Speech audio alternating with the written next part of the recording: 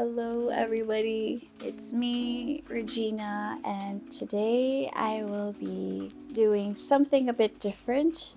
Some of you may know that I am Filipino and I would like to do a makeup tutorial speaking in Filipino, which we call Tagalog. For some of you that don't know, I'm a little nervous because Filipino is not my reflex language. I can speak it fluently, but not entirely straight. Like we like to call it Taglish, where we mix both Filipino and English at the same time. So I will try my best to do everything in Filipino, but yeah, I'm just kind of nervous because the way my mind works when I speak in Tagalog, or if I need to explain something and I can't really translate it, I end up directly translating it so it sounds stupid.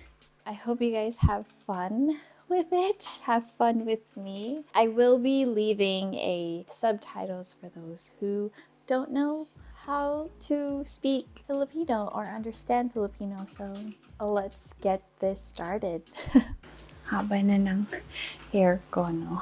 So, why am I so nervous? Yung pinakauna kong produktong gagamitin is yung Pore Master Sebum Control Primer. So, nag-focus na ako sa nose, sa ilong, tsaka dito, sa inner part ng cheeks ko. Hindi ako masyado nagpa-primer but ngayon magpa-primer tayo.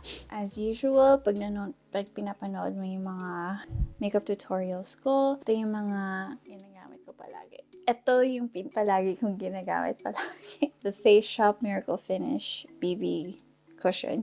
Gusto ko siya kasi very light. Hindi siya overwhelming. Hindi rin ako mahilig mag-foundation.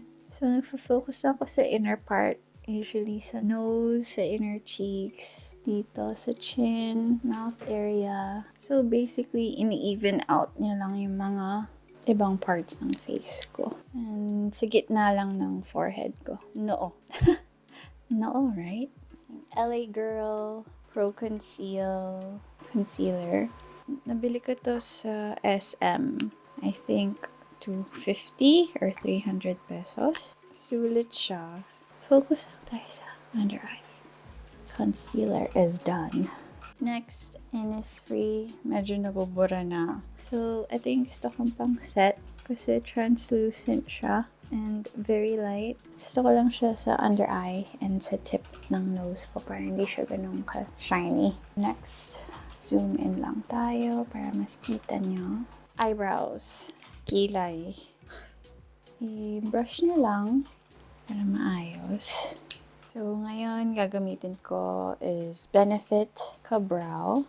Tapos may brush siyang kasama. Then, so gusto ko to, ang nipis ng brush. So, parang nangyayari, parang hair-like yung strokes niya. Tsaka ayoko masyadong filled in yung eyebrows ko ngayon. Natural ang goal natin kasi yung eye makeup medyo heavy. So, ayoko masyadong overwhelming yung brows. So, let me know sa comments down below kung gusto niya ng tutorial on how I do my eyebrows. Now, medyo ano pa rin siya. Masyadong maayos. Blend lang natin. Next, mag-shade tayo. Konting contour lang. Gamit ko is Naked shade from the first Naked palette. Ayan, you can see na nade-define niya, pero hindi siya yung in your face na kinontour. Mukha pa rin siyang natural. Konti lang. Be careful lang to go heavy sa tip ng nose since dun ng usually heavier yung appearance ng pores kasi magkakaroon ka ng black spots. So, dideepen lang natin yung corners ng eyes. So, yung next na gagamitin ko is Too Faced Shadow Insurance Eyeshadow Primer Anti-Crease. Softly illuminated ang nakalagay siya dito. So, ang texture niya is hindi siya parang concealer. May konting shimmer and highlight siya na medyo gold. Here, I can show. Papakita ko sa inyo. Ayan. Mas makikita niyo yung pag nilagay ko na sa mata ko. Ayan. See? Medyo highlighty. Ginawa ko na yung first eye. Take the Dazed na shade. Galing siya sa Naked palette na Ultraviolet. Para siyang peachy color na shimmery at saka may pagka-highlight effect siya. All over the lid. Tapos medyo above the crease lang. Hanggang dito halfway on the lower corner. Mukha na ako may sakit. May ipaghahalo lang akong eyeshadow kasi may shade akong gusto pero wala siya dito. Kukuha ko ng etong shade, Mind's Lip. So, tapos gusto ko yung redness nito. Yan. So, konti lang. Focus tayo sa lower part ng lid. Tapos konti dito.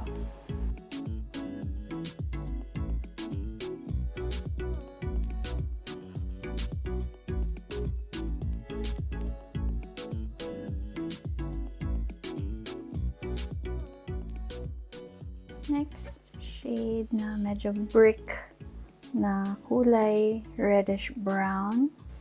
Apply natin sa outer corner, inner corner, tapos magko-connect siya sa crease.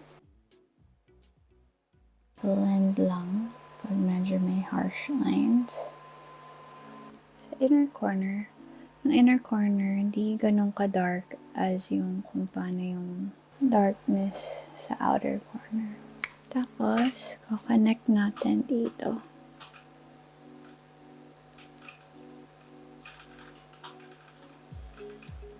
Blend out na lang yung mga harsh lines.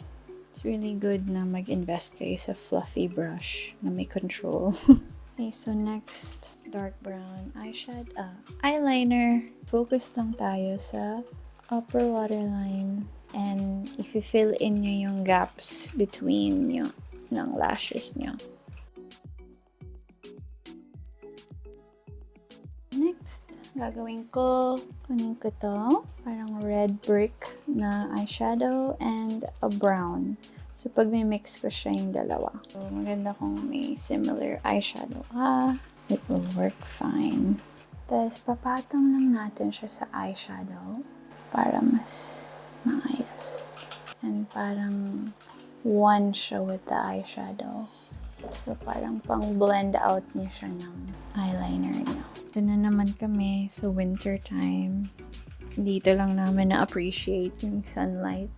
Curl ako ng lashes. And if you're curious, nabili ko to sa MUJI. Na-discover ko siya kasi kailangan ko ng bagong curler. Hanap ako ng best curler na pwede kong mapag-investan. So, I came across sa isang video na was talking about yung favorites niya sa MUJI. And apparently, this is very hard.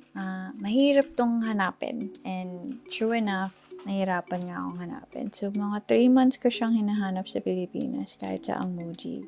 One time, natsambahan ko yung may bagong bukas na MUJI sa BGC sa may High Street. Tumingin ako, nakabili ako ng isa. I think this is 200 pesos.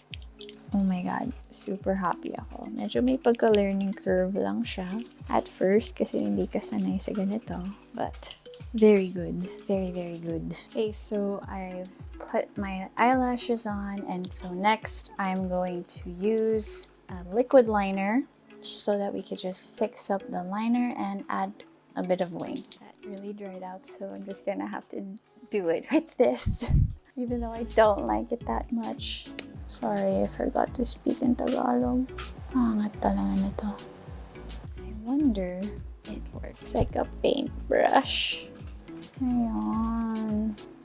Hate ko talaga tong applicator ng Sephora Stabilo. So, if I were you, huwag kayo magsayang ng pera.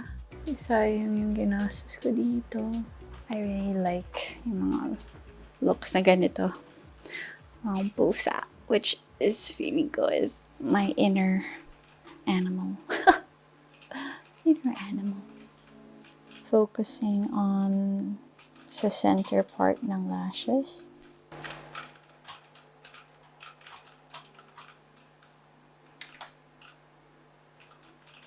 Medyo nakukulangan ako sa lower lashes. Brown liquid liner will do the trick. Ayan. So, magde-draw lang tayo ng lashes. Okay. Kuha lang kayo ng very light eyeshadow, pearly, and focus lang tayo sa inner corner. Ito yung pinaka-favorite part ko pag nag-makeup. Yung inner corner part. Kunin ko tong red, pang blush ko siya. Pero very light lang. Oh, that's dark. And focus lang tayo dito. Highlighter by MAC. Mineral finish, soft and gentle. Very classic shade to. So, medyo generous ako dito.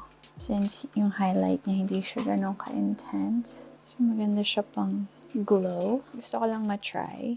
I-emphasize yung ibang freckles ko. Hindi ako magfe-freckles.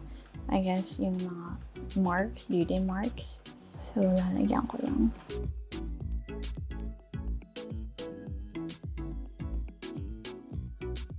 Pwede mo rin siyang gawin pag may pimple ka. Para sa lips, NYX Lingerie. Anong shade ito? Spirit. Ito na po ang final look.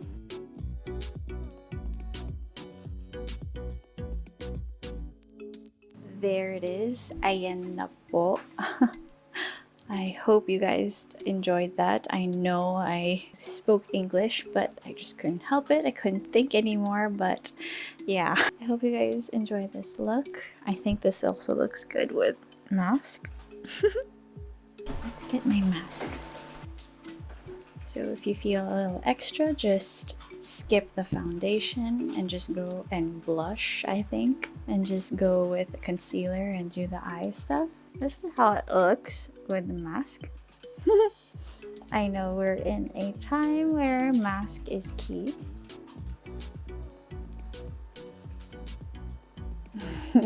Because definitely the makeup will rub off onto your mask.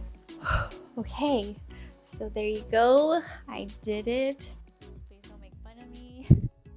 So if you guys like that, let me know down below, and I'll see you guys next time. Bye.